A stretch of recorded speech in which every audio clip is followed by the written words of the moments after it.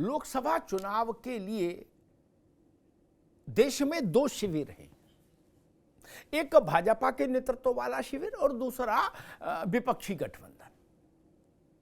और लगभग दोनों ने 24 के महासमर के लिए अपने प्रमुख मुद्दे तय कर लिए कि भाई कि इशू क्या रहेगा, मुख्य मुद्दा क्या रहेगा जिस पर हम चुनाव में उतरेंगे। विपक्ष ने तय कर लिया कि हम मंडल पार्ट 2 पर चुनाव में जाएंगे। उसमें जातिगत जनगणना है, उसमें आज जो बिहार विधानसभा में हुआ पिछड़ों को 15% अतिरिक्त आरक्षण का प्रस्ताव पेश हुआ और पारित हो गया वो बड़े बहुमत से, क्योंकि वहां गठबंधन को बहुमत है।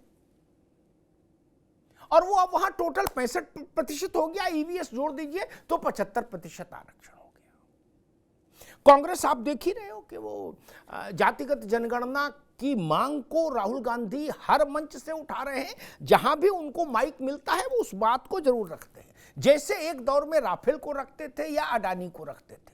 अब वो जातिगत जनगणना को पकड़े हैं। उनके साथ साथ वही अखिलेश यादव का स्वर है, वही स्टालिन का है, वही लालू प्रसाद यादव की पार्टी का, वही नीतीश कुमार का। तो वहां से एक बात समझ में आ गई, मंडल पार्ट 2 अब उधर से तय हुआ और इधर से भी तय हो गया लगभग। ये जो भगवा शिविर है, इनको ये बात समझ में आ गई कि भाई जिस चीज के लिए 500 साल भारत ने संघर्ष किया, जिस चीज के लिए 125 साल के लगभग अदालत की में लड़ाई लड़ी देश ने, जिस मुद्दे को भाजपा ने जिस दिन से आधिकारिक तौर पर आत्मसात किया, यानी अपनी राष्ट्रीय कार्यकारिणी के प्रस्ताव में जिस दिन भाजपा ने ये लिखा कि भारतीय जनता पार्टी श्री राम जन्म स्थान पर रामलला के मंदिर निर्माण के लिए प्रतिबद्ध है, कटिबद्ध है और इस आंदोलन का समर्थन करती है, उस दिन से समझ लीजिए कि भाजपा के माथे पर जो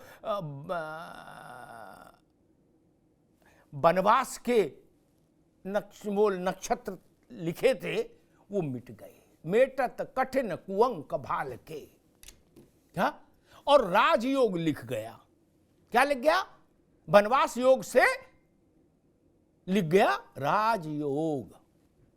उस दिन से पालमपुर अधिवेशन से आज तक मेरी बात को टेस्ट करके देख लीजिए।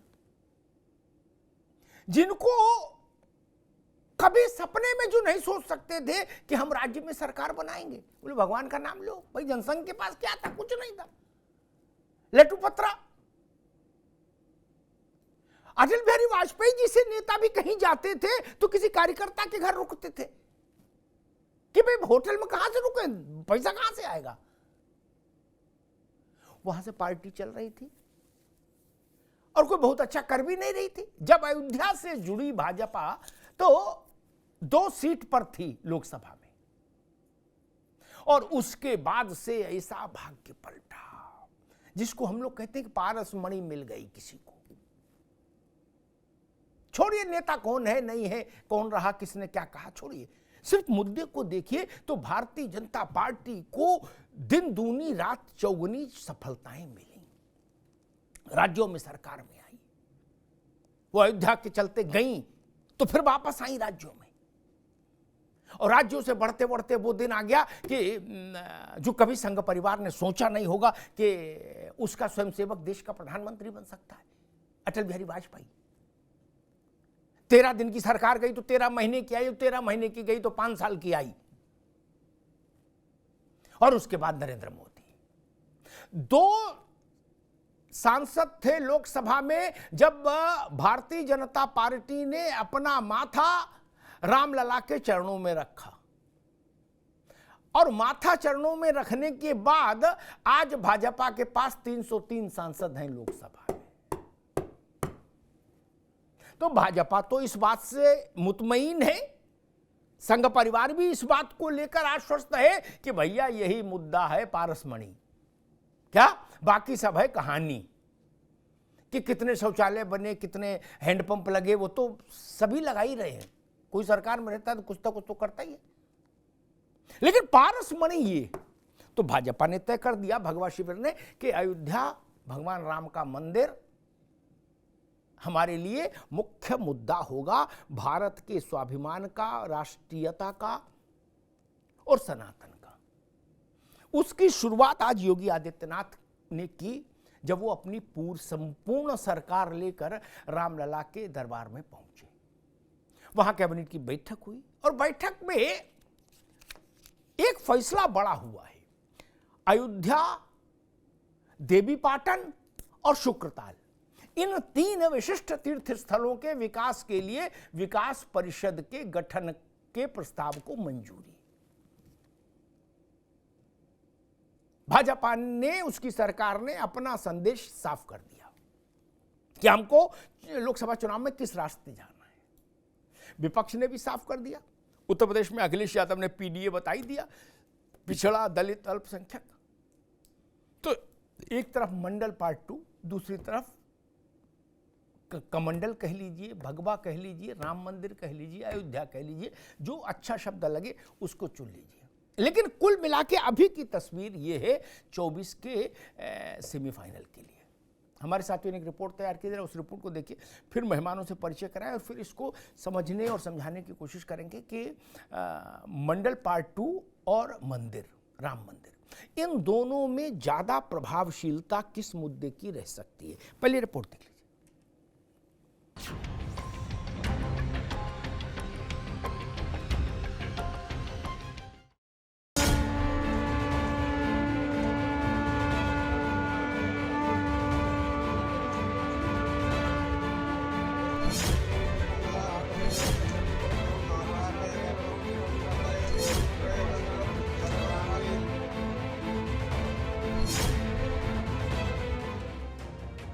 जय श्री राम का उद्घोष, आस्था का आगोश और यूपी कैबिनेट का जोश। रामनगरी अयोध्या में श्रद्धा और सियासत का ये वो प्रयोग है जहां सूबे की पूरी सरकार ही उतर आई है। पहली बार अयोध्या में कैबिनेट की बैठक बुलाई और इस कैबिनेट मीटिंग में करीब 14 अहम प्रस्तावों पर मुहर लगी। सीएम योगी ने कहा कि ऐतिहासिक है आज का दिन। आज उत्तर प्रदेश के इतिहास में एक नया अध्याय जुड़ा है। उत्तर प्रदेश सरकार की पूरी कैबिनेट अयोध्या धाम में आकर के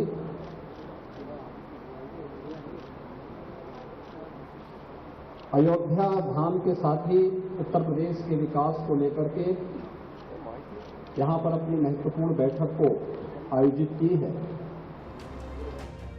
अयोध्या के अंतर्राष्ट्रीय राम कथा संग्रहालय में हुई इस बैठक से पहले भक्ति की शक्ति में सराबोर दिखी पूरी सरकार। बैठक से पहले सीएम योगी अपनी कैबिनेट के साथ हनुमानगढ़ी मंदिर पहुंचे, जहां उन्होंने दर्शन और पूजा अर्चना की। राम मंदिर की तैयारियों के साथ साथ दीपोत्सव की तैयारियों का जायजा भी लिया। अयोध्या के चतुर्मुखी विकास के लिए लगातार सरकार काम कर रही है। दीपोत्सव इस बार दीपावली के पूर्व पिछली बार से और बढ़िया मनाया जाएगा, ऐतिहासिक होगा, रिकॉर्ड कायम होगा। और इसके बाद 22 जनवरी को प्रभु रामलला का भव्य मंदिर का लोकार्पण आदरणीय प्रधानमंत्री नरेंद्र मोदी जी करने वाले हैं और हम सब उत्तर प्रदेश के वासी पलक पावड़े बिछा करके उस पल का इंतजार कर रहे हैं। 22 जनवरी को भव्य राम मंदिर के लोकार्पण और 2024 के चुनाव से पहले अयोध्या पर अथाह न्योछावर दिख रही। यूपी सरकार अयोध्या में विकास कार्यों के लिए करीब 30,000 करोड़ रुपए का फंड जारी हुआ है। वहीं सरकार की इस कवायद पर विपक्षी खेमे में खलबली मची है। सपा ने कुछ मुद्दों को लेकर निशाना साधा है। देखिए, सवाल ये नहीं है कि कैबिनेट की बैठक वो लखनऊ में होने जा रही है, अयोध्या में होने जा रही है या वाराणसी में होने जा रही है। सवाल ये है कि कैबिनेट की बैठक से जनता को राहत क्या मिलने जा रही है। क्या दूध दही पे टैक्स कम होने जा रहा है, महंगाई से छुटकारा मिलने जा रहा है, क्या बेरोजगारी दूर होने जा रही है, क्या 1090 की जो महिला कर्मचारी धरने पे बैठी हैं, क्या उनकी मांगों को पूरा किया जा रहा है, क्या शिक्षक भर्ती में जो अभ्यर्थी हैं जो लगातार प्रदर्शन कर रहे हैं, क्या उनको राहत का कोई संदेश मिलने जा रहा है, क्या किसानों को कुछ मिलने जा रहा है। सवाल ये है कि कैबिनेट की बैठक से जनता को क्या मिलने जा रहा है। कैबिनेट की बैठक कहाँ होती है, हम समझते हैं जनता को इससे कोई सरोकार नहीं। 2024 की बिसात पर विपक्ष जहां ओबीसी आरक्षण और जातीय जनगणना पर जोर लगा रहा है, तो वहीं बीजेपी ने अपने तरकश में हिंदुत्व का तीर सजाया है। 24 किरण में मंडल और कमंडल का कलेवर दिख रहा है। ऐलान तो पहले दिन भी कर सकते थे। आज चुनाव आ गया, लोकसभा का चुनाव है, विधानसभा के 5 स्टेट के चुनाव हो रहे हैं, तो ये केवल प्रोपेगेंडा है। ये ऐलान तो लखनऊ में भी हो सकता है, कहीं भी हो सकता है। वैसा तो नहीं कि रोका गया ऐलान करने के लिए।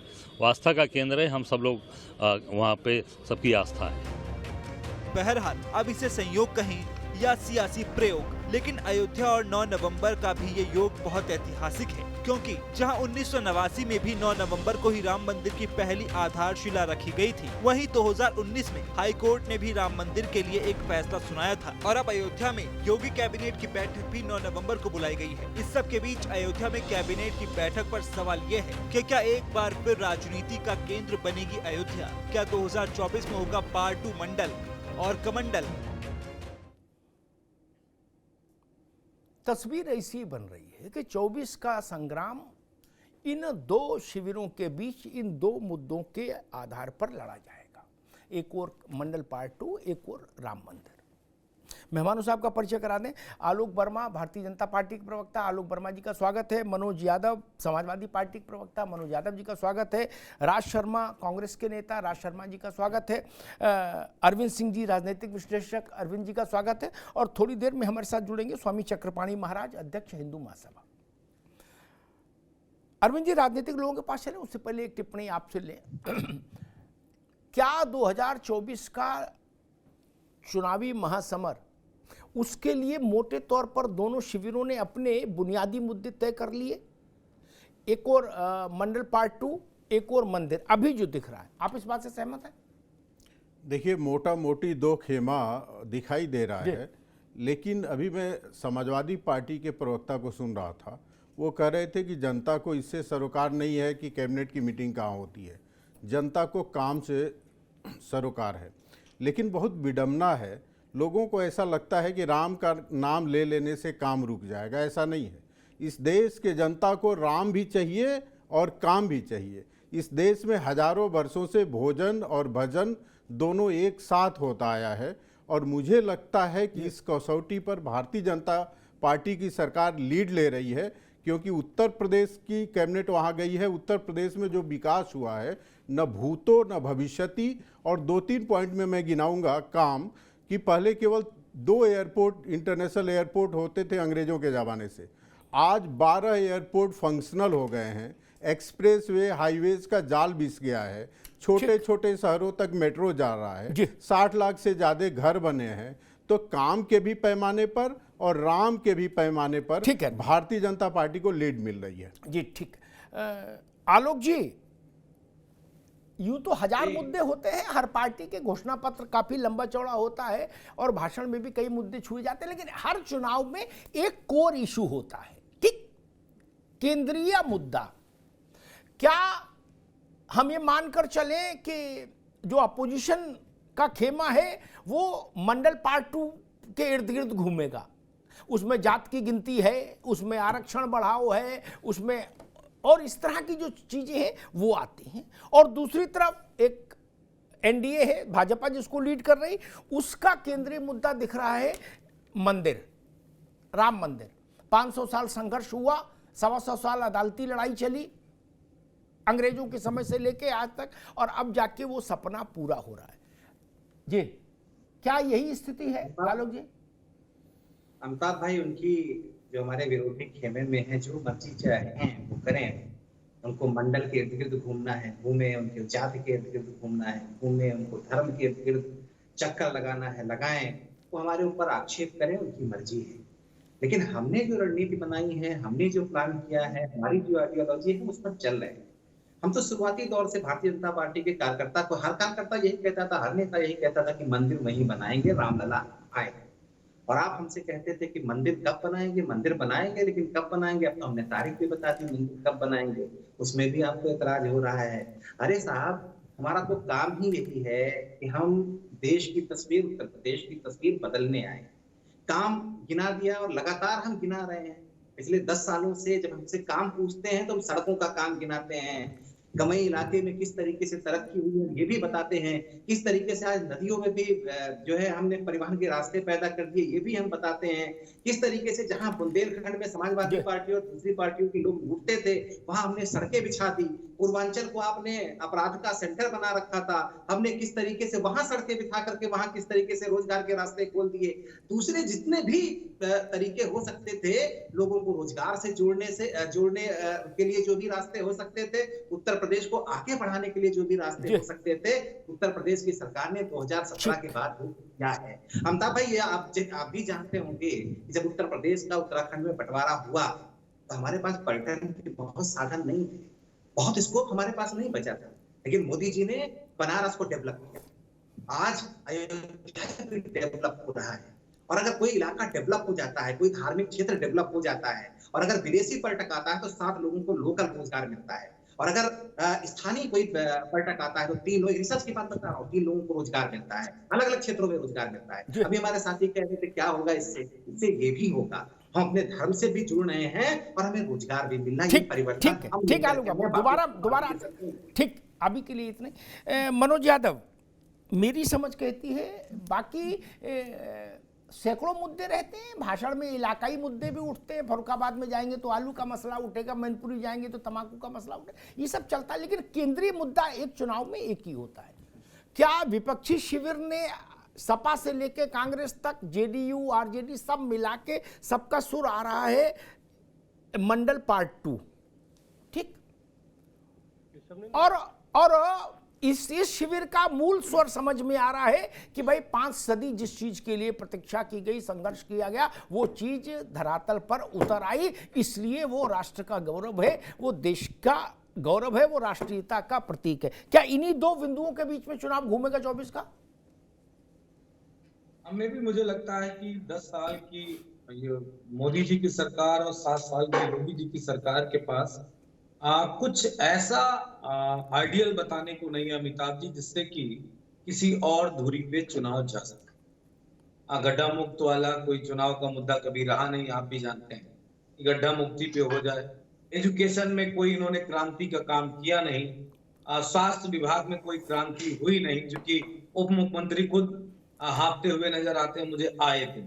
तो मुझे नहीं लगता ना मोदी जी ने कोई ऐसा किया। अभी 12 एयरपोर्ट वाली बात बता रहे थे और 65-70 वो बन गए हैं, मेडिकल कॉलेज भी बन गए।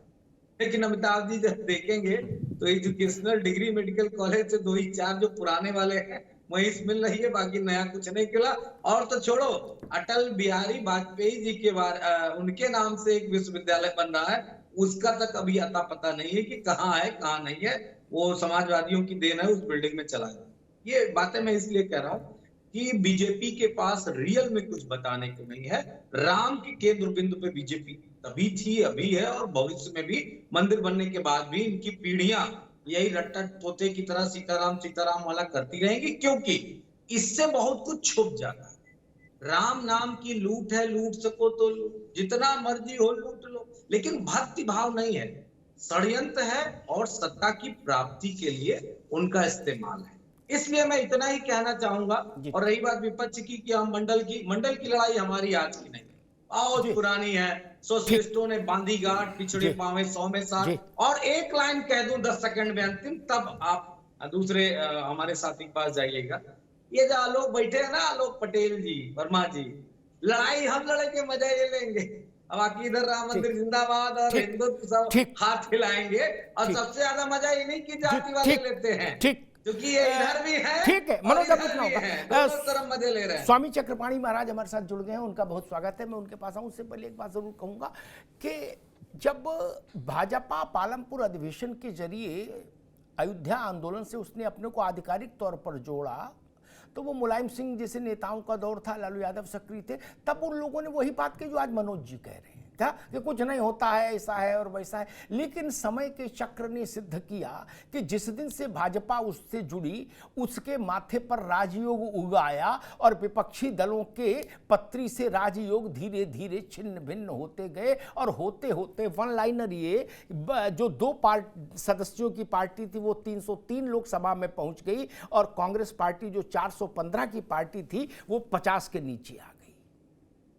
हिंदुस्तान के अधिकांश राज्यों में सरकारें चली गईं।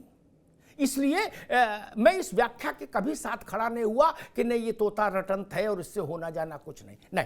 अच्छे अच्छे साफ हो गए, अच्छे अच्छों की राजनीति खत्म हो गई इसी आंदोलन के चलते। स्वामी चक्रपाणी जी महाराज, मुझे लगता है कि आज जैसे योगी आदित्यनाथ की सरकार वहां गई अयोध्या और वहां कैबिनेट की बैठक हुई और जनवरी में 22 तारीख को लोकार्पण है मंदिर का, स्वाभाविक है बहुत बड़ा अवसर होगा भारत के लिए, तो उसकी गूंज भी होगी उतनी बड़ी। और दूसरी तरफ है पिछड़ा रिजर्वेशन और जातिगत जनगणना, यानी मंडल पार्ट 2 और मंदिर पार्ट 2, इसके बीच में चुनाव दिख रहा है आपको?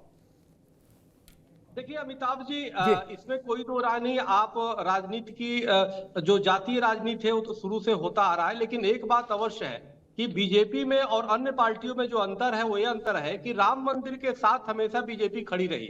उन्होंने कभी बीजेपी ने राम मंदिर का विरोध नहीं किया। अन्य पार्टियां अनेक प्रकार के न सिर्फ विरोध किए, कभी कोई तो कहा कि विद्यालय बना दिया जाए, कोई कह रहा है कि जी वहां पे पार्क बना दिया जाए, अनेक प्रकार। और यहाँ तक कि चूंकि मैं श्री राम जन्मभूमि केस में मैं पक्षकार रहा सुप्रीम कोर्ट में, आप देखें कि कपिल सिब्बल को खड़ा करा करके किस प्रकार से अवरोध उत्पन्न किया जा रहा था कि जी अभी डेट आने वाले, जी अभी चुनाव आने वाले, जी चुनाव को देख के। अबे चुनाव तो सालों भर चलते रहते भाई।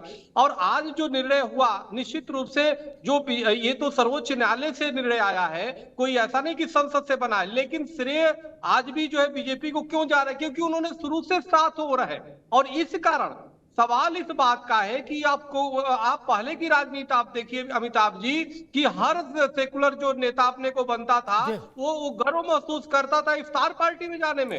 राम मंदिर तो जाना बहुत दूर की बात है। आज मैं बधाई दूंगा माननीय योगी आदित्यनाथ उत्तर प्रदेश के मुख्यमंत्री को कि उन्होंने पूरे कैबिनेट को ले जाकर राम के चरणों में बैठाया है। आज देश के प्रधानमंत्री जब रामलला पे जाते हैं तो दंडवत करते हैं, नहीं तो कोई अयोध्या जी में जाने से लोग कतराते थे, बचते थे कि हम पे हिंदूवाद का छाप लग जाएगा। तो आज देश ही नहीं पूरे विश्व के सनातन धर्म में हिंदू अपने को गर्व महसूस कर रहे हैं। कहीं ना कहीं उनको लगता है कि हमारा अस्तित्व है। नहीं तो आजादी के बाद से सिर्फ क्या हुआ, हिंदू सनातनियों की उपेक्षा और मुस्लिम तुष्टीकरण और तमाम तरह के तुष्टीकरण करने में, और उपेक्षा में यही नहीं कि सिर्फ उपेक्षा, उनको अपमानित किया जाता था। मुझे याद है जब यूपीए की सरकार थी अमिताभ जी, हम जो मनमोहन सिंह जी प्रधानमंत्री थे माननीय, वहां पे मैं मिल करके और मैं धार्मिक जो नगरी थे उनके लिए विशेष पैकेज की घोषणा किया, बात किया कि भाई घोषणा किया जाए, लेकिन कहीं नहीं हुआ। घोषणा तो दूर की बात है, उस पर बात करने के लोग तैयार नहीं होते थे। लेकिन वर्तमान में अब देखिए माननीय मुख्यमंत्री जी हर दीपावली को कम से कम दीप जला करके आज पूरे अयोध्या पूरे विश्व के मानस पटल पे छाया हुआ है। यानी कि जो पहले हम धार्मिक नगरियों की विकास की बात करते थे ये सरकारें सुनती नहीं थी, आज उस धार्मिक नगरियों पे जो केंद्र बिंदु हुआ पड़ा है। तो निश्चित रूप से एक भावना थी जनमानस की, क्या हिंदू वोटर नहीं है, क्या हिंदू सनातनी वोट नहीं देते हैं, क्या उनका अपमान करके ही मुस्लिमों की तुष्टीकरण होगी। तो ये कई विषय थे जो कहीं ना कहीं हिंदुओं के दिल में दिमाग में था और जिसका ही परिणाम आज दिखाई दे रहा है। और दुर्भाग्य ये बात है कि वर्तमान में भी चाहे स्टालिन सेकंड हो, वो कहते हैं सनातन कोरोना है, मलेरिया है, उसको खत्म कर देंगे। एक तरफ जगदानंद जी है वो बिहार के, एक तरफ चंद्रशेखर बिहार के मंत्री है, वो भी उनके विश्वमन कर रहे हैं। उत्तर प्रदेश के स्वामी प्रसाद मौर्य है, वो भी विश्वमन कर रहे हैं सनातन के खिलाफ। तो ये सब चीजें कहीं ना कहीं आज भी रुक नहीं रहा है और इसका खामियाजा ये होगा कि विपक्ष वास्तव में शून्य की स्थिति में जा रही है। जनता हो सकता है सरकार की कई नीतियों से परेशान हो, जनता नीतियों से कई चीजें न मानती हो, लेकिन जब बात सनातन के अस्तित्व पे आता है तो जनता ये कहती है, हिंदुस्तान ये कहते हैं कि भाई धर्म तो हमें बचाना है, पहले तुष्टीकरण की पराकाष्ठा हम देख चुके हैं। अब बर्दाश्त नहीं होगा सनातन पे टिप्पणी करने का। तो ये चीजें चाहे समाजवादी पार्टी हो, चाहे और बसपा हो, चाहे सबको समझना होगा, चाहे कांग्रेस पार्टी हो। आप अब हिंदुओं को गाली दे के वोट नहीं ले सकते, भगवा को आतंकवाद कह के वोट नहीं ले सकते, भगवान राम को काल्पनिक कह के वोट नहीं ले सकते। अब हिंदू जागृत हो चुका है, अपनी धार्मिक स्वाभिमान के साथ वो है। ठीक स्वामी जी, राज शर्मा जी के पास मैं चलता हूं, यही प्रश्न है मेरा। उससे पहले एक बात जरूर कहूंगा कि उत्तर प्रदेश में 4 पार्टियां हैं, भाजपा, सपा, बसपा और कांग्रेस। आज चूंकि अवसर है, योगी अपनी पूरी कैबिनेट के साथ वहां गए, इसलिए मैं जरूर कह दूं, मुलायम सिंह जी का परिवार रामलला के दर्शन करने ना मुलायम सिंह जी कभी गए, ना अखिलेश जी गए, ना कांशीराम जी गए, ना मायावती जी गई। 2 पार्टियां। तीसरी गांधी परिवार कांग्रेस, ना सोनिया जी गई, ना राहुल गए, ना प्रियंका जी गई, ना रॉबर्ट गए। कभी रामलला के दर्शन करने कोई नहीं गया। तो ये प्रश्न तो फिर उठता है, स्वाभाविक है, ये भारत है, ये वेटिकन सिटी तो है नहीं। यहां तो जीने में राम और मरने में राम, जन्म में राम और मोक्ष में राम। तो ये प्रश्न है। राज जी, क्या आपको लगता है कि 24 का चुनाव आपने अपना एजेंडा फिक्स कर दिया? राहुल गांधी ने 1 पॉइंट एजेंडा बता ही दिया कि भाई हम तो सोते जागते केवल अब जात की जनगणना के विषय में चल रहे हैं, और दूसरी तरफ ये भाजपा का शिविर है, उसका भी दिख ही रहा है दृश्य। इन्हीं दोनों के बीच में मुकाबला होना है। राज शर्मा जी। मैं अमिताभ भाई एक चीज आपको पहले क्लियर कर दूं, ये चुनाव 2 चीजों में होगा। एक वो पार्टी जो देश के संग धोखा कर रही है, और एक वो पार्टियां जो देश के लिए कुछ करने को सोच रही है। मैं किसी भी चीज का विरोध नहीं करना चाहता, क्योंकि राम को मैंने भी पूजा है। मैंने बचपन से राम को मैंने पाया कि राम हमारे बसते हैं। लेकिन क्या आज अगर मान लो ये राम के नाम पे जा रहे हैं वहां पे, मैं कह रहा जाइए, आप कैबिनेट को ले जाइए, आप सेंट्रल कैबिनेट को भी ले जा सकते थे। लेकिन उससे पहले, ले जाने से पहले आपको एक चीज सोचनी चाहिए थी कि आपने राज्य सरकार के कर्मचारियों को दिवाली मनाने के लिए बोनस नहीं दिया, सर्व शिक्षा अभियान के लिए पैसा नहीं दिया। ये बिल्कुल 100% की बात मैं कह रहा हूं। तो ये चीजें कि वहां दिए जलाएंगे, वहां पूरी कैबिनेट बैठाएंगे, मैं सोचता हूं अपनी संस्कार और संस्कृति के संग भारतीय जनता पार्टी हमारी संस्कार और संस्कृति के संग धोखेबाजी कर रही है। और अभी चक्रमणि साहब कह रहे थे, मैं क्षमा के संग उनसे एक बात कहना चाहता हूं, सनातन धर्म इतना कमजोर नहीं कि उसे कोई तोड़ पाए और ना तोड़ पाएगा। तो ये सब बेकार की बातें हैं, क्योंकि आजकल एक चलन हो गया है कि जो भारतीय जनता पार्टी बोले वो हिंदू है।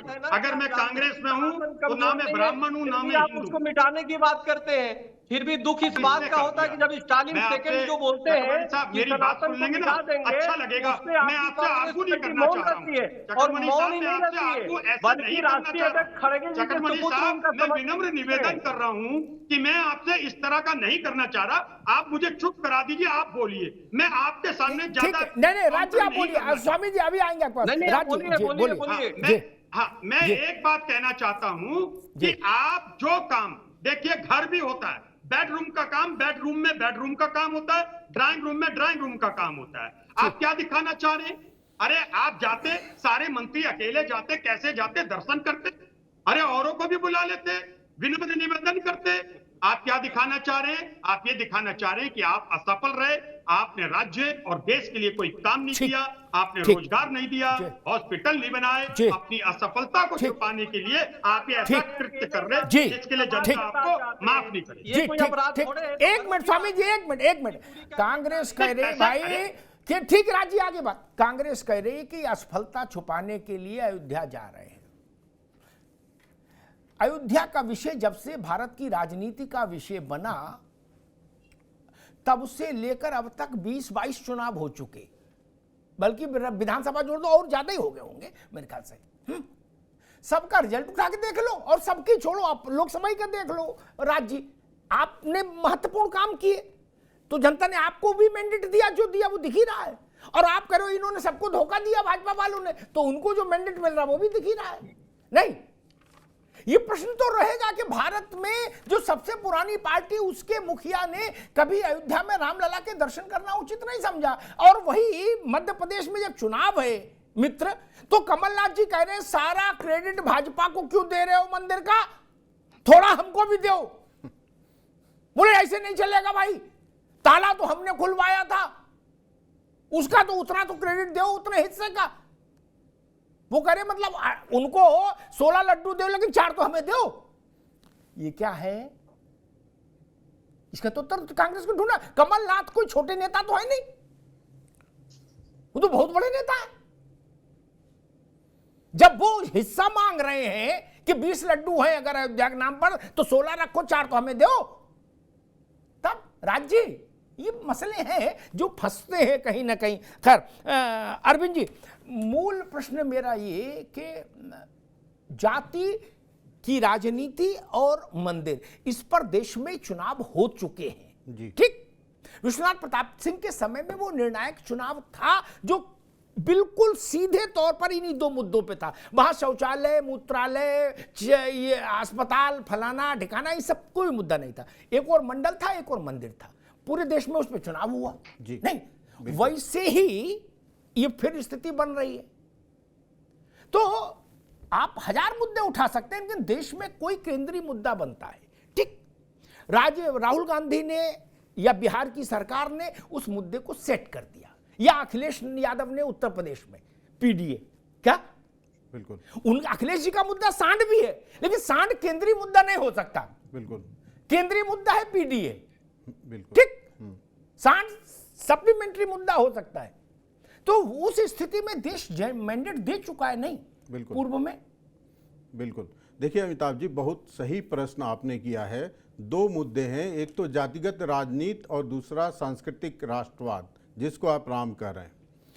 तो इन 2 मुद्दों के आधार पे 80 के दशक में और 90 के दशक में चुनाव हुए हैं, लेकिन जिन लोगों ने पिछड़ों की राजनीति की, अति पिछड़ों की राजनीति की, उन लोगों ने अपना जमीन खो दिया है। कैसे खोया है, तो एक एक उदाहरण देके मैं बहुत शार्ट में स्पष्ट करूंगा। मुलायम सिंह यादव हो या लालू प्रसाद यादव, आप लड़ाई तो पिछड़ों की लड़ते हो, लेकिन वरीयता अपने परिवार को देते हो। जरा याद करिए, जब लालू प्रसाद जी को जेल जाना था तो पिछड़ों में कौन याद आया? यादव समाज के थे, यादवों में से कोई याद आया क्या? नहीं। याद कौन आई? उनकी पत्नी। मुलायम सिंह जी का परिवार है, ये समाजवाद की बात करते हैं, डॉक्टर राम मनोहर लोहिया की बात करते हैं। लोहिया जी का परिवार तो राजनीति में नहीं है, अपने परिवार को भर लिया। तो जनता देख रही है, पिछड़ों की बात करते हैं, अति पिछड़ों की बात करते हैं, लेकिन प्राथमिकता आपकी अपना परिवार है। दूसरी तरफ भारतीय जनता पार्टी ने सांस्कृतिक राष्ट्रवाद की बात किया है, राम का किया है, महादेव का किया है और कृष्ण का किया है, तो उसको आगे बढ़ाया भी है। आज चाहे विश्वनाथ मंदिर के भव्यकरण की बात हो, या श्री राम जन्मभूमि के पर भव्य मंदिर के निर्माण की बात हो, या अन्य बातें, वो दिखाई देती है। और साथ में जो इन लोगों की जातीय राजनीति थी, जो पिछड़ों को आगे ले जाने की बात थी, उसको भी भारतीय जनता पार्टी ने साधा है। आज सर्वाधिक पिछड़े भारतीय जनता पार्टी से चुन के आते हैं, चाहे वो विधायक के रूप में चुन के आए या एमपी के रूप में चुन के आए। SC ST Bharatiya Janata party के नेतृत्व में चुन के आते हैं, और भारतीय जनता पार्टी ने इस देश का प्रधानमंत्री सबसे पिछड़े समुदाय में से दिया है। तो चाहे राम की बात हो, या काम की बात हो, या कतार में खड़े अंतिम आदमी की बात हो, इन दोनों मुद्दों पे भारतीय जनता पार्टी ने विपक्ष से लीड ले लिया है, और भारतीय जनता पार्टी बहुत आगे है और विपक्ष उसके तुलना में बहुत पीछे है। ठीक है जी। मनोज यादव जी, उत्तर प्रदेश ने जब से अयोध्या का विषय आया तब से कई चुनाव हुए उत्तर प्रदेश में, विधानसभा के हुए, लोकसभा के हुए, ये नगरपालिका के हुए, जिला पंचायत के हुए। सब चुनावों का सार निकाल कर देखें तो उत्तर प्रदेश की वही जनता है ना, जिसको आप कहते हो कि आज वो बहुत दुखी है, ठीक। तो दुखी व्यक्ति उसको वोट तो नहीं देता जो उसको दुखी करने का कारण हो। ऐसे तो बुड़बक कोई नहीं भाई, जिसके कारण हम दुखी होंगे उसको तो वोट नहीं देंगे।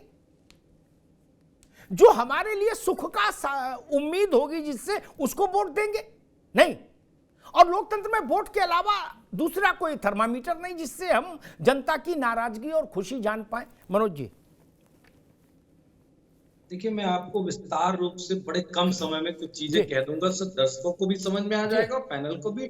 महाराज जी चले गए, चकवाणी महाराज जी, अगर वो होते तो उनको भी मैं बता ही देता। अमिताभ जी, इस देश में बड़े समय तक एस्ट्रोसिटी, बहुत लंबे समय, और यहाँ सम्मान और अपमान जाति के आधार पर मिला। अगर मैं कुछ गलत कहूंगा तो मुझे टोकिएगा जरूर, आपसे मेरा विनम्र अनुरोध है। जाति के आधार पे सम्मान और जाति के आधार पे अपमान। जिनको जाति के वर्ग के आधार पे सम्मान मिला, उन्होंने धर्म को छाती पेटे लगाए रखा, और धर्म उनके लिए हमेशा सबसे बेहतर व्यवस्था थी सम्मान को और ऊंचा करने की। कुछ वर्ग और जातियां ऐसी थी जिनको ना धर्म के नाम पे ना उस वर्ग के नाम पे उन्हें इस देश में सम्मान नहीं। हम चले आ रहे हैं सब टोटल राम, और उसके पीछे भी चलो ये मुगल तो बहुत पुरानी बात है, यहां से नहीं शुरू। लेकिन इस देश में जिस दिन संविधान बना, अमिताभ जी हाथ जोड़ के निवेदन आपसे करूंगा, जिस दिन बना संविधान, उस दिन वर्ग जाति के नाम पे और तमाम सारी व्यवस्थाओं के बंधन टूट। जिनको संविधान ने सम्मान दिया वो संविधान की आज लड़ाई लड़ते हैं। उसको आप मंडल कह सकते हो, आरक्षण कह सकते हो, व्यवस्था कह सकते हो, व्यवस्था जितना उनको मिला है समाज में अधिकार संविधान के द्वारा वो कह सकते हो। जिनको धर्म के आधार पे मिला वो धर्म की लड़ाई आज लड़ते आ रहे। महाराज जी कह के चले गए। हम एक ही बात कहना चाहते, चलो यहाँ हाथ उठा लेते। कौन कौन अयोध्या में पंचकोसी और 14 कोसी परिक्रमा लगाया? हाथ उठा। मैं अनुरोध के साथ कह रहा हूँ, कोई आदेश नहीं दे रहा, हाथ उठवा लीजिए। कोई उठाएगा हाथ? भैया कौन पंचकोसी परिक्रमा लगाया? ये राम वंशज बैठे हैं हमारे सिंह साहब, ये तो राम के वंशज है। हमारे पटेल जी तो और बड़े वाले हैं, ये भी राम के ही वंशज लौकुश वाले वर्ग से आते हैं। बाकी दो ब्राह्मण समाज है। हाथ उठवा लीजिए। कोई हाथ उठाएगा? मनोज आगे बात भाई, आगे आगे आगे बात आगे। कोई नहीं उठाया, मैं लगाया हूँ पंचकोसी परिक्रमा। अच्छी बात है, आगे भी लगाओ, अच्छा है, ये तो अच्छा है, लगाओ, लगाना चाहिए, लगाना चाहिए। और मैं तो कहूँगा कि जो चीज़ भारत के मन प्राण से इतनी ज़्यादा जुड़ी है, सदियों सदियों से, हजारों साल से जो मूर्ति भारत के हृदय में विराजित है, वहाँ अखिलेश यादव को भी जाना चाहिए था, मुलायम सिंह जी को भी जाना चाहिए था, प्रणाम करके वहाँ दिया जलाना चाहिए था। केवल मनोज यादव को नहीं, उनको भी जाना चाहिए था। खैर नहीं गए, अलग बात है, क्यों नहीं गए? एक से रुको, बीच में नहीं ना, नो नो। अब मनोज यादव ने एक कुछ बात कही कि जिनको धर्म के आधार पर सम्मान मिला और जिनको संविधान के आधार पर, उन्होंने एक व्याख्या देने की कोशिश की। आलोक वर्मा आपके पास आ रहा हूं, उससे पहले मैं एक बात कह दूं कि जिनको आप ये कह रहे हो कि धर्म के आधार पर मिली, उस पार्टी का पिछले 9 साल से प्रधानमंत्री पिछड़े वर्ग का व्यक्ति है। मध्य प्रदेश में भाजपा के सिर्फ 3 मुख्यमंत्री हुए अब तक, ठीक? शिवराज, बाबूलाल यादव और उमा भारती, तीनों पिछड़े। जितने पिछड़े मुलायम सिंह जी, उतने पिछड़े वो। जितने पिछड़े स्वामी मौर्य, उतने पिछड़े उमा भारती। ऐसा तो नहीं कि उसमें अंतर है। बाबूलाल यादव कम पिछड़े हैं और अखिलेश यादव ज्यादा पिछड़े नहीं ना। तब ये तो है ना चीजें, इसमें तो कोई विवाद कर ही नहीं सकता। 3 ही मुख्यमंत्री दिए पार्टी ने अभी तक और तीनों पिछड़े, तब इसमें तो विवाद नहीं कर सकते ना। उन्होंने अर्जुन सिंह, पीसी सेठी, कमलनाथ नहीं बनाए ना, कोई पिछड़ा नहीं है। दिग्विजय सिंह 10 साल, कोई पिछड़ा नहीं ना। अचानक से ये पूछ लेना कि 3 ओबीसी सेक्रेटरी क्यों है, फलीभूत नहीं होता। तब ये मसला आता है, आपने मध्य प्रदेश में 7-8 मुख्यमंत्री दिए और सब अगले दे दिए, सब राजा रजवाड़े दे दिए। इसलिए तर्क से भागना संभव नहीं। टीवी पे भाग भी जाएं हम, जनता के बीच में नहीं भागते और वहीं से मैंडेट आता है। आलोक वर्मा जी वो कह रहे हैं, समाजवादी पार्टी कह रही है कि भाई जिनको धर्म के आधार पर सम्मान मिला वो धर्म के पीछे है और जिनको संविधान से मिला वो संविधान की लड़ाई लड़ रहे हैं। हालांकि मैं इस बात से उस अंश से सहमत नहीं कि संविधान की लड़ाई लड़ रहे। संविधान इतनी बड़ी चीज है कि उसकी लड़ाई लड़ने की हम लोगों को अभी जरूरत नहीं, और हम इतने समर्थ भी नहीं। भारत का संविधान इतना बड़ा विशाल, और जिसने भारत के पड़ोस साथ जो देश आजाद हुए वहां जूतों में दाल बट गई। ये भारत का लोकतंत्र है जहां सत्ता हस्तांतरण मक्खन की तरह होता है। इसलिए ऐसा नहीं कि कोई फरकाबाद में अचानक से खड़ा हो जाए, बोले कहां जा रहे, बोले संविधान बचाने जा रहे। नहीं नहीं, अपनी दुकान बचाओ यार, संविधान छोड़ो। आलोक वर्मा जी। अमिताभ भाई, एक मुहावरा है, मुंह में राम बगल में छुरी। ये पीडीए करते हैं। अभी घोसी में इलेक्शन हुआ, घोसी में चुनाव हुआ, इन्होंने टिकट किसको दिया? ना कोई पी इनको याद आया, ना इनको डी याद आया, ना इनको ए याद आया। ये तो मौका परस्त लोग हैं। यादव के दो आगे यादव, यादव के दो पीछे यादव, बाएं यादव, दाएं यादव। उठा लीजिए समाजवादी पार्टी का पूरा सिदरा उठा लीजिए आप, आपको यादव दिखेंगे। अरे पूरी दुनिया में मशहूर है कि समाजवादी पार्टी किसी की चिंता करती है तो यम की चिंता करती है, सबसे ज्यादा वाई की चिंता करती है, और उसके बाद थोड़ा बहुत कुछ बच गया तो यम की चिंता करती है। माई के अलावा बाकी कौन बचा साहब? नरेश को आपने नरेश तो बना दिया, नरेश को बना दिया, लेकिन उनको कितना सम्मान आप देते हैं, कितना सम्मान आप देते हैं पूरी दुनिया को। केवल आलोक वर्मा क्या बात जी जी। ये तो आप भी जानते हैं ना। ये तो आप प्रवक्ताओं का नाम देख लीजिए, आपको यादव मिलेंगे, कहीं आपको यम नाम मिलेंगे। तो बाकी लोगों को आपने कितना सम्मान दिया है ये सब अच्छी तरीके से जानते हैं। भारतीय जनता पार्टी ने धर्म को भी सम्मान दिया है और जाति को भी सम्मान दिया है। सबका साथ, सबका विकास, सबका विश्वास, सबका प्रयास अगर हम कहते हैं तो इस पर हमारा भरोसा है। सबको साथ लेकर के चलने वाली जो पार्टी है वो भारतीय जनता पार्टी है। इसीलिए देश आज भारतीय जनता पार्टी के साथ खड़ा है। कोई भी चुनाव देख लीजिए ना, 2014 में कैसे हम जीते आपको अच्छी तरीके से पता है। 17 में अखिलेश यादव जी ने पूरा गठबंधन बना लिया था, राहुल गांधी जी के साथ गठबंधन बना लिया था। नतीजा क्या निकला आपको अच्छी तरीके से पता है। 2019 में फिर गठबंधन बनाया, मायावती जी के साथ गठबंधन बनाया, दलितों के साथ गठबंधन बनाया, लेकिन उत्तर प्रदेश ने भारतीय जनता पार्टी को वोट दिया। 2022 में दूसरे दलों के साथ गठबंधन बनाया, उसके बाद भी उत्तर प्रदेश ने भारतीय जनता पार्टी को वोट दिया। कोई भी चुनाव हो, विधानसभा का हो, लोकसभा का हो, शहरी चुनाव हो, गांवी चुनाव हो, भारतीय जनता पार्टी को लोग क्यों चुनते हैं? इसलिए क्योंकि भारतीय जनता पार्टी में सभी को अपना चेहरा नजर आता है। तो मुझे लगता है काठ की हांडी बार बार नहीं चढ़ती। 4 बार तो चढ़ चुकी, 4 बार तो उत्तर प्रदेश ने देख लिया, आपकी तस्वीर देख ली, आपके इरादे देख लिए, आप किसकी तरक्की के लिए बात करते हैं, किसकी तरक्की के लिए सोचते हैं, ये भी समझ लिया, बूझ लिया। ठीक आलोक बाबू, ठीक, रुकना होगा। राज शर्मा जी, मसला वहीं आकर खड़ा होता है। जातियों के वाजिब हक की लड़ाई लड़ने का जो भी दावा करें उनको अपना रिपोर्ट कार्ड तो दिखाना होगा। मैं एक चावल दिखाता हूं देगची से, ठीक, ताकि सबके नेत्र खुलें। राहुल जी ने कहा 3 लोग सेक्रेटरी क्यों हैं ओबीसी, वो विषय अलग था। राजीव गांधी के समय में पीएमओ कितने लोग थे मैं उस बहस में नहीं जाऊंगा। ना दलित था कोई, ना पिछड़ा था, वो छोड़ दीजिए विषय, मैं उस बहस में नहीं जाता। मैं बिहार का एक आंकड़ा देख रहा था। बिहार में पिछड़ों की जाति और उपजातियां मिला के मेरे ख्याल से 5 दर्जन होंगी कम से कम, ठीक। राज भाई हाँ ना बोलो, गलत तो नहीं बोल रहा? ठीक, नहीं हाँ बोलिए, नहीं कहो हाँ ठीक बोल रहे या कहो गलत बोल रहे। हाँ बोलिएगा क्या मतलब, कोई सत्संग थोड़ी ना। उसमें से 96% नौकरी, लिख लो कई कागज पे, 96% सरकारी नौकरी 4 पिछड़ी जातियों में कन्फाइंड है। ऐसे सामाजिक न्याय आएगा? उत्तर प्रदेश में 4 बार पिछड़ों की सरकार आई, मान लीजिए भाई, जिसका नेता पिछड़ा हो वो पिछड़ों की सरकार हम मान लेंगे, ठीक, और 4 बार एक ही जाति को कमान मिली। वहां भी मेरे ख्याल से 100 जाति उपजाति है पिछड़ों की। ऐसे सामाजिक न्याय आएगा?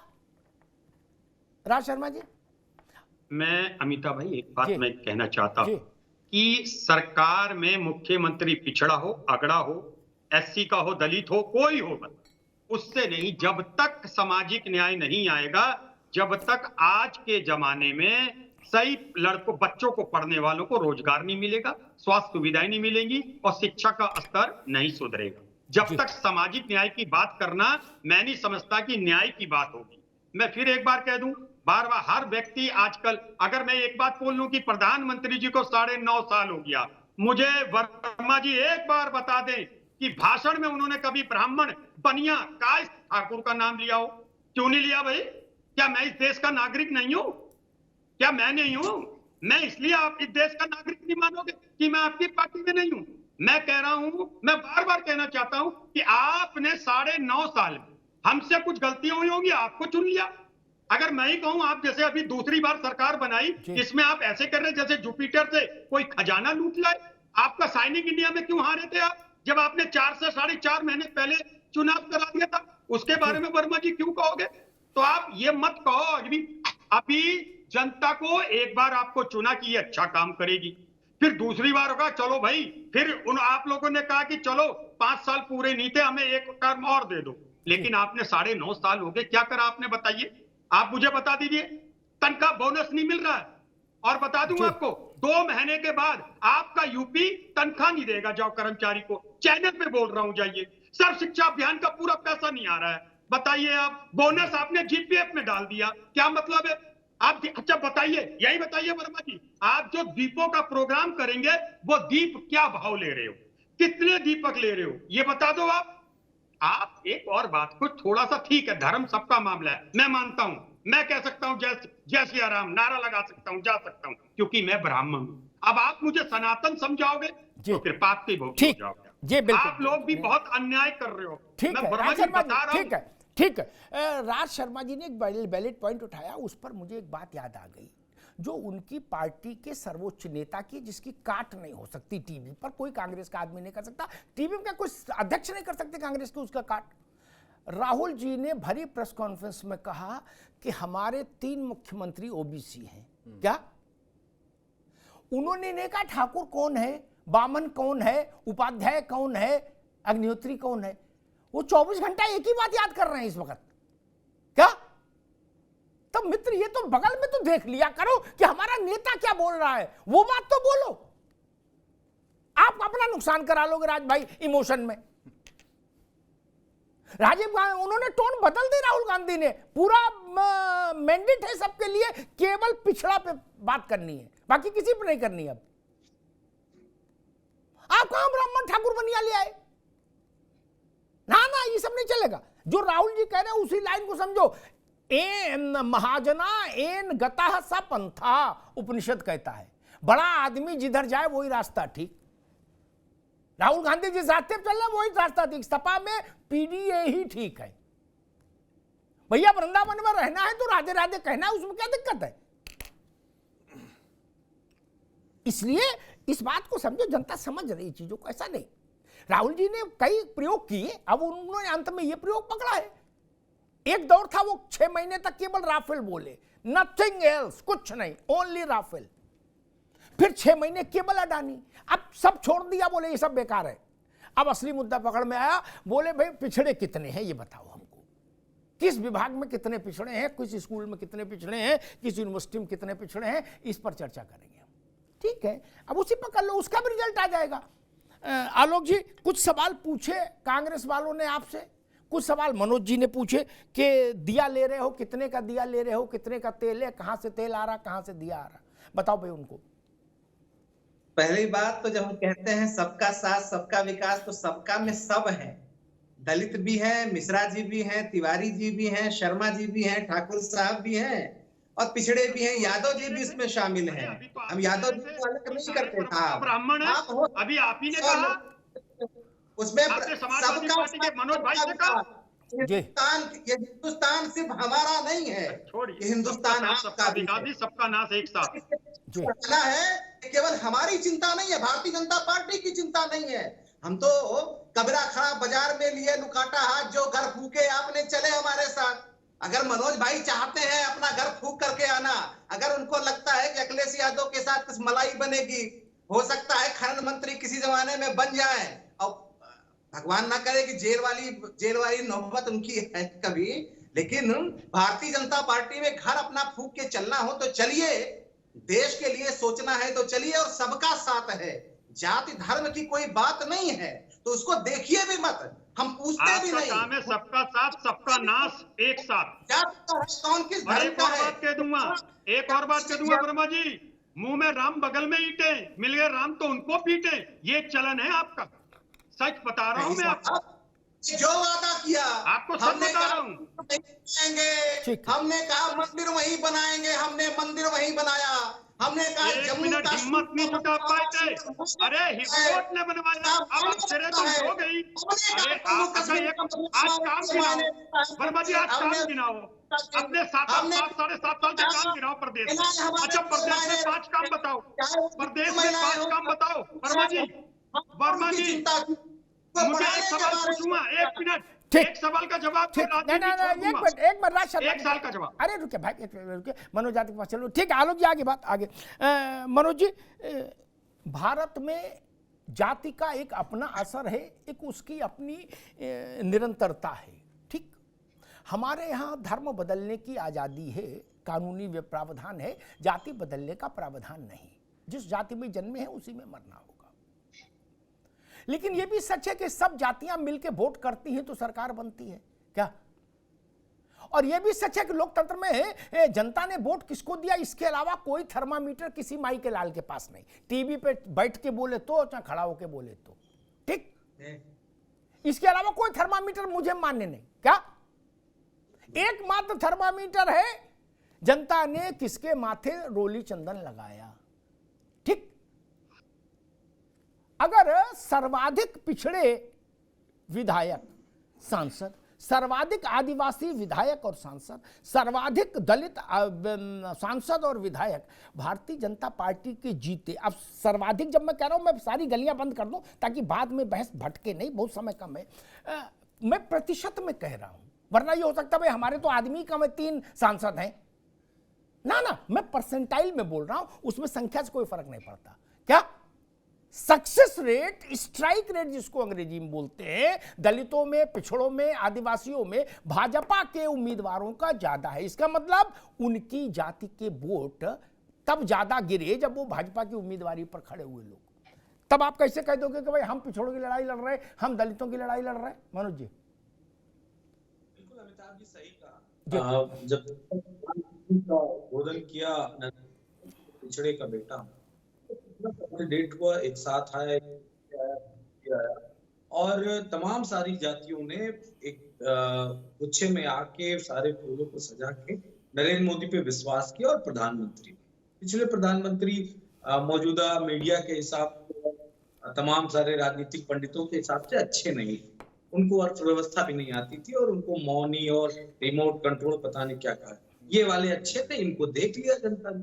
जनता देखती जरूर है सबको, इस देश में एक ये प्रचलन रहा। लेकिन एक बात बता दूं जो बड़ी बात, देखिए जो अमीरों की लड़ाई लड़ता है उसको कहते हैं गुर्गा आया था, उनके गुर्गे आए थे, उनके गुंडे आए थे, और जो अमीरों और गरीबों की लड़ाई लड़ता है उसको रॉबिन हुड स्टाइल कहा जाता है। ये रॉबिन हुड है, जो तो हम लोग उसी स्टाइल के लोग हैं। ये अमीरों की लड़ाई लड़ने वाले लड़ रहे हैं, अपनी बातें भगवान को आगे कर रहे हैं, कभी भगवान की लड़ाई लड़ते हैं, कभी अडानी की लड़ाई लड़ते हैं। हम किन की लड़ाई लड़ रहे हैं ये हमको पता है और जनता जानती है। 37% यूं ना मिल गए थे, ऐसे थोड़ी नहीं सकते। 37% आने में पीछे से पसीना आ जाता है, जो ये पीछे नहीं सर के नीचे तक चला जाता है, बह के तलवों तक जाता है, ऐसे मिलता है। मैं एक ही बात कहूंगा अपनी अंतिम बात, अमिताभ जी जिसको जो प्यारा है वो उसकी लड़ाई लड़े। बिल्कुल हमें बैकवर्ड दलित अल्पसंख्यक प्यारा है, हम उनकी लड़ाई लड़ रहे हैं। इनको भगवान राम प्यारे हैं, इनको टीवी प्यारा है, वो टीवी की लड़ाई लड़ रहे हैं, हमको कोई दिक्कत। ठीक। अरविंद सिंह, लास्ट कमेंट, क्या कहना चाह रहे थे आप? देखिए मनोज भाई जो कह रहे थे कि भारतीय जनता पार्टी और बाकी उद्योगपतियों की लड़ाई लड़ रहे हैं, अगड़ों की लड़ाई लड़ रहे हैं, मनोज भाई बड़े विनम्रता से पूछना चाहता हूं, नहीं उनसे पूछिए, नहीं अपनी बात कहिए। जब समाजवादी पार्टी जब सत्ता में आती है तो अनिल अंबानी को राज्यसभा सदस्य बनाती है, जया बच्चन को राज्यसभा में लगातार रखती है, अन्य उद्योगपतियों को आगे बढ़ाती है, तो ये किसकी लड़ाई है? ये कौन से पिछड़ों की लड़ाई है? तो बात वो करिए जिस पे आप खरे उतरे। गाल बजाने से कोई फायदा नहीं होता है। चीजें दिखती है कि आपके लिए परिवार के हित, इसके अलावा कोई कुछ नहीं होता है। सबको रोकूंगा, ठीक है, सबको रोकूंगा, आपके दिमाग में भूसा भरा हुआ है। सब लोग रुकिए, सब नहीं, आप हत्याभाषा मत करिए ना, अभी ना उठा लो, बिल्कुल संयम से बोलिए। मैं फिर वहीं आता हूं, मेरे लिए जनादेश से पवित्र और बड़ा कुछ नहीं। राहुल गांधी क्या कह रहे, मोदी जी क्या कह रहे, अखिलेश यादव क्या कह रहे, मुलायम सिंह ने क्या कहा था, मायावती क्या कह रही, इससे कोई फर्क नहीं पड़ता मुझे। भारत का आदमी क्या कह रहा है, उसकी अभिव्यक्ति केवल वोट से है, ठीक। और इन बातों में मैं कभी पढ़ा नहीं, चूंकि मैंने सारी मूर्तियां बहुत नजदीक से देख ली, नेता जितने नेता है, कि कौन गरीब की लड़ाई लड़ रहा, कौन पिछड़े की लड़ रहा। ना गरीब अंदर कभी घर में मिला, ना कोई पिछड़ा मिला घर में अंदर बैठने के लिए, ठीक। ऐसे ऐसे सोफे, ऐसे ऐसे झूमर, ऐसी ऐसी मेजें, क्या कि गरीब देख ले तो बेहोश हो जाए, कोमा में चला जाए देख के, है कि इसमें बैठे कि इसको प्रणाम करें। 2-2, 4-4, 5-5 करोड़ की गाड़ियां, और सब ये कहते हो भाई हम तो गरीब के लिए रात में सोते नहीं है। बोले फिर 5 करोड़ गाड़ी क्यों ली? बोले इनसे ले ली। बोले विदेशी घोड़े क्यों लाए छोटे छोटे? बोले टहलाएंगे घर में विदेशी घोड़े। बोले देश में नहीं थे, बोले देश वाले ठीक नहीं होते, विदेशी ठीक होते। क्या? तो ठीक है भैया, गरीब देख रहा है, लालू जी भी गरीबी के उस चैंपियन है, देश ने देखा ना। स्थिति क्या बनी लोकसभा के चुनाव में? आरजेडी को एक सदस्य जिताना मुश्किल हो गया लोकसभा में। समाजवादी पार्टी 3 सदस्यों तक आ गई। मुझे याद है मुलायम सिंह ने समीक्षा बैठक में कहा था, अब तो वो स्मृति शेष हो गए, जिसमें अखिलेश जी भी थे, सब लोग थे। उन्होंने कहा था कि हमको पार्लियामेंट में लोग मजाक करते हैं, कहते नेताजी एक ही गाड़ी में आ जाओगे सब लोग, कहा था मुलायम सिंह ने। ये जनादेश नहीं है कहा। जवाहरलाल नेहरू से शुरू हुई कांग्रेस, आज कहां खड़ी है मित्र? इसलिए आपकी बात नहीं मानूंगा अभी ना। जिस दिन जनता आपको जनादेश दे देगी, उस दिन मैं मान लूंगा कि आपकी बात सही है, आपने गरीब की लड़ाई लड़ी, इसीलिए गरीब ने आपको सरकार में भेजा। 44 सीट के बाद अभी हम टेस्टिमोनियल स्वीकार नहीं करेंगे आपका, माफ करिए। 44 सीट के बाद हम ये स्वीकार नहीं कर सकते, चाहे आप सब लोग गंगा में संगम में खड़े हो जाओ, गंगा जल हाथ में लो, उसके ऊपर तुलसी पत्ता रखो, तब भी नहीं मानेंगे मित्र। माफ करना हमको कि हम गरीब, पिछड़े, दलित, वंचित की लड़ाई लड़ रहे हैं, तो हम कहीं वोट क्यों नहीं मिला? ये तो है ना। और इसके अलावा कोई थर्मामीटर हो तो वो बता दो हमको, बता के दिखा दो कि भाई उससे नाप लो। और एक सवाल जो मैंने बिहार के उदाहरण से रखा था, वो सब जगह लागू है। पिछड़ों की कितनी जातियां उपजातियां हैं पता है ना? सिर्फ 96% सरकारी पद जो आरक्षण से आए, वो 96% पद 4 ओबीसी जातियों में सिमट गए। तब तो नहीं होगा, सबका साथ तो नहीं हुआ, सबका विकास भी नहीं हुआ। जिस जात का नेता उस जात का भला हो गया, इतनी बात है ना। और अगर आप मुख्यमंत्री आज गिनाओगे राज भाई, तो कल भी ये बात क्यों नहीं आएगी कि मध्य प्रदेश में आपने जितने मुख्यमंत्री दिए, अधिकांश सवर्ण और वो भी उच्च कुलीन। 2 तो राजे रजवाड़े से थे, दिग्विजय सिंह, अर्जुन सिंह। उत्तर प्रदेश, बिहार। भाजपा ने तीनों मुख्यमंत्री पे अति पिछड़े दिए, तो ये तो सवाल आएगा ना। दूसरी बात आती है राम मंदिर की, जिस पे मैं आज बहस लेके आया। ये हिंदुस्तान है मित्र, मेरी बात कड़वी लग सकती है लेकिन है सच्ची राज भाई। क्या इस देश ने 500 साल प्रतीक्षा की है इस अवसर के लिए। तब ना भाजपा थी, ना कांग्रेस थी, ना सपा बसपा तो थे ही नहीं। 500 साल लाखों लोग बलिदान हो गए इसी बेदी पर। विदेशी इतिहासकार जो भारत घूम आए यात्री, उन्होंने क्या लिखा है पढ़िए तो आपकी आंख खुलेगी। ये वो भूमि है, इसको सरलीकृत कर देंगे। एक विदेशी इतिहासकार ने लिखा था कि जिस देश की अधिसंख्यक आबादी अपना जिसको धार्मिक नायक मानती हो, वो ऐसी स्थिति में हो ये दुनिया में और कहीं नहीं हो सकता, केवल भारत में। आप सब जगह जा सकते हैं, जामा मस्जिद जा सकते हैं भारत का प्रधानमंत्री बुखारी से मिलने, लेकिन रामलला के दर्शन करने नहीं आ सकते। अपने कहोगे हम तो सबकी लड़ाई लड़ रहे, कैसे मान ले? कैसे मान ले? उत्तर प्रदेश के इतने मुख्यमंत्री हुए, कल्याण सिंह और योगी आदित्यनाथ को छोड़कर कोई क्यों नहीं गया? न कांग्रेस का, न बसपा का, न सपा का, क्यों नहीं गया अयोध्या रामलला के दर्शन करने? राम से बैर भाव है क्या? और फिर आप ये भी मानते हो कि हमको इसमें से क्रेडिट भी दो, बोले सारा मत खाओ यार लड्डू, हमको भी दो कमलनाथ जी।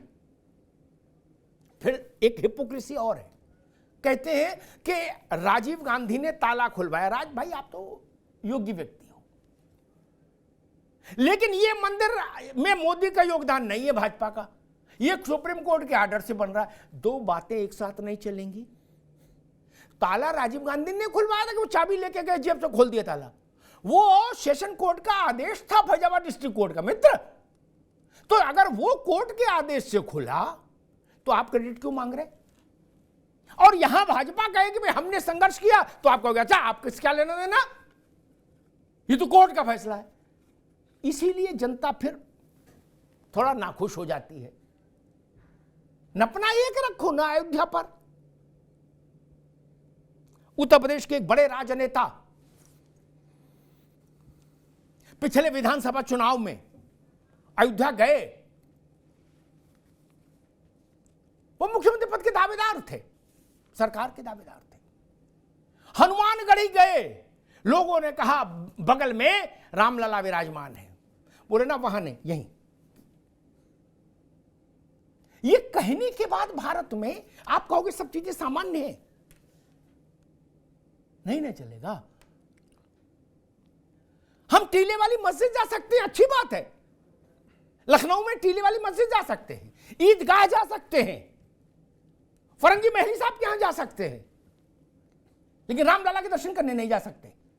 वहां जाएंगे तो अछूत हो जाएंगे, अछूत। और जब प्रश्न उठेगा तो प्रश्न आप ये उठा दोगे कि नहीं टमाटर का क्या रेट चल रहा, पहले ये बताओ। ये टमाटर की बहस हो रही है क्या? इस देश ने भूखे रह के भी अपनी संस्कृति की लड़ाई लड़ी है मित्र, भूखे रह के भी। आप टमाटर पर विषय बदलना चाहते हैं? यह धृष्टता है। आप गेहूं के भाव पर राम मंदिर को तोल देंगे? नहीं। सोने की थाली में कब खाना खिला रही थी कौन सी सरकार, बताइए उसका नाम। बोले इसलिए राम मंदिर की तरफ हम नहीं गए क्योंकि हम सोने की थाली में सबको खाना खिला रहे थे। बताइए ना, 1970 से तो भारत हम ही देख रहे जागृत अवस्था में। सोने की थाली में खिला रहे थे, जीवनार करा रहे थे किसी का, या गुलगुला खिला रहे थे? वही भूख, वही दरिद्रता, वही छटपटाहट हमने देखी है, आपने भी देखी है मित्र। काहे की सरकारें और काहे के नेता। तब भी वही था और राम मंदिर भी नहीं बन रहा था। रामलला टाट में थे, नेता ठाट में थे। नेता 5-5 करोड़ की विदेशी गाड़ियों में घूम रहे थे और रामलला फटे टाट में थे, सर्दी गर्मी बारिश झेल रहे थे। इससे ज्यादा कृतज्ञ कोई राष्ट्र हो सकता है क्या मित्र? कैसी बात कर रहे हैं? और कोई देश होता पूरा राष्ट्र एक स्वर में गर्व महसूस करता। ये राष्ट्र की पहचान का प्रश्न है। वरना बाबर से राम जी ने कोई लड़ाई लड़ी थी? बाबर और राम एक समकालीन थे क्या? मीर बाकी से उनका कोई जमीन जायदाद का झगड़ा था क्या? नहीं ना। भारत के माथे पर लात रख के खड़े होने की कोशिश बाबर ने की। ये उसका प्रतिकार है 22 जनवरी 2024 को। राज जी, 3,500 बड़े मंदिर हैं राम के देश में, 3,500। पता है ना मित्र, एक और मंदिर के लिए लड़ाई नहीं लड़ी इस देश ने 500 साल।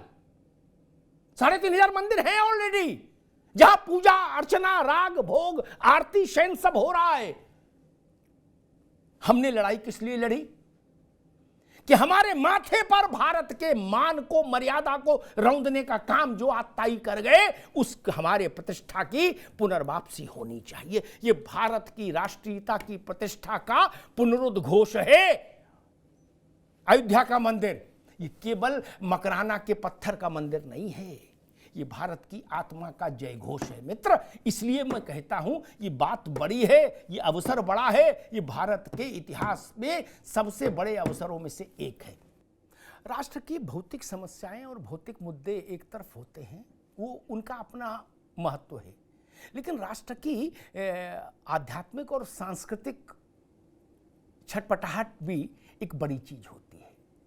दुनिया में जितने भी संघर्ष हुए उनमें से अधिकांश के पीछे ये भावना रही, वही भाव अयोध्या का है। मैंने शुरुआत में आपसे पहले कहा था कि 3,500 भगवान राम के मंदिर हैं। एक और मंदिर बनाने के लिए अयोध्या में 500 साल संघर्ष नहीं हुआ। ये भारत के जय घोष का, भारत के सांस्कृतिक चेतना के जय घोष का मंत्र है अयोध्या का मंदिर। ये हमको याद दिलाएगा कि कोई बाबर आए भारत की सांस्कृतिक चेतना को रौंद नहीं सकता। आज के लिए इतना ही। कल फिर एक बड़े मुद्दे के साथ आपके साथ संवाद करेंगे, चर्चा करेंगे। धन्यवाद।